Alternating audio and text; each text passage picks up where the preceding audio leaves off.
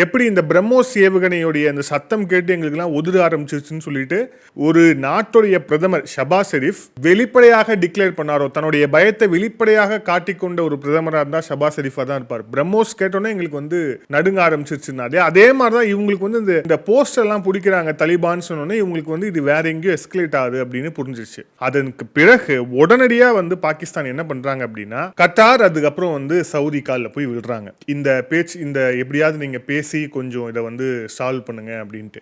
இதுல நம்ம நோட் பண்ண வேண்டிய விஷயம் என்ன அப்படின்னா சவுதி, இதே சவுதியை தான் ஆபரேஷன் சிந்து சமயத்திலையும் பாகிஸ்தான் அப்ரோச் பண்ணாங்க. அதுக்கப்புறம் சவுதி வந்து நேரடியாக வெள்ளை மாளிகைக்கு பேசினதுக்கு அப்புறம் தான், ஏன்னா அமெரிக்கா வியாபாரத்துக்கு வந்து முழுக்க துணை செய்வது வந்து சவுதி அரேபியா. ஸோ சவுதி டைரக்டா வந்து ஒயிட் ஹவுஸ்க்கு கால் பண்ணதுக்கு அப்புறம் தான் வந்து அங்கிருந்து மார்க்கோ ரூபியோ வந்து இங்கே கால் பண்ணி பேசி அதுக்கப்புறம் வந்து நீங்களே பேசுங்க அப்பதான் இந்தியா கேட்கும்னு சொல்லிட்டு அப்புறம் இவங்க டைரக்டா அப்ரோச் பண்ணி அப்படிதான் வந்து இந்த அமைதி அப்படிங்கிறது மீண்டும் வந்து திரும்பியது. ஸோ இப்போ அதே தான் திருப்பி பண்ணியிருக்கிறாங்க.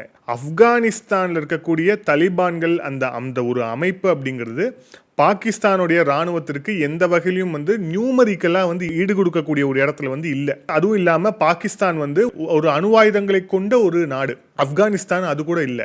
கிட்டத்தட்ட வந்து 500 டேங்கிகள் கிட்ட வந்து பாகிஸ்தான் வச்சிருக்கு. அவங்க எண்ணிக்கை பார்த்தோம்னா ஒரு 100 கூட இருக்காது தலிபான்ஸ் கிட்ட.